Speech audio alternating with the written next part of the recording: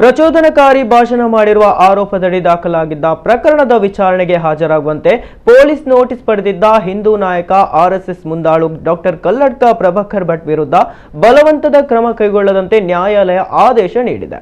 ಪುತ್ತೂರು 6ನೇ ಹೆಚ್ಚುವರಿ ಜಿಲ್ಲಾ ಮತ್ತು ಸೆಷನ್ಸ್ ಕೋರ್ಟ್ ಆದೇಶ ನೀಡಿದೆ. ಮುಂದಿನ ವಿಚಾರಣೆವರೆಗೆ ಬಂಧನ ಸಹಿತ ಬಲವಂತದ ಕ್ರಮ ಕೈಗೊಳ್ಳದಂತೆ ಆದೇಶ ನೀಡಿದೆ. ಪ್ರಚೋದನಕಾರಿ ಭಾಷಣ ಆರೋಪದಡಿ ಕಲ್ಲಡ್ಕ ಪ್ರಭಾಕರ್ ಭಟ್ ವಿರುದ್ಧ ಎಫ್ಐಆರ್ ದಾಖಲಾಗಿತ್ತು. ಅಕ್ಟೋಬರ್ 20ರಂದು ಪುತ್ತೂರು ಉಪ್ಪಳಿಗೆಯಲ್ಲಿ ನಡೆದ ದೀಪೋತ್ಸವ ಕಾರ್ಯಕ್ರಮದಲ್ಲಿ ಕಲ್ಲಡ್ಕ ಪ್ರಭಾಕರ್ ಭಟ್ ಭಾಷಣ ಮಾಡಿದ್ದರು. ಭಾಷಣದ ವೇಳೆ ಧಾರ್ಮಿಕ ಭಾವನೆಗಳ ಪ್ರಚೋದನೆ, ಮಹಿಳೆಯರಿಗೆ ಅವಮಾನ ಮಾಡಿದ್ದಾರೆ ಎಂದು ಈಶ್ವರಿ ಪದ್ಮುಂಜ ಎಂಬುವರು ನೀಡಿದ ದೂರಿನ ಅನ್ವಯ ಎಫ್ಐಆರ್ ದಾಖಲಾಗಿತ್ತು.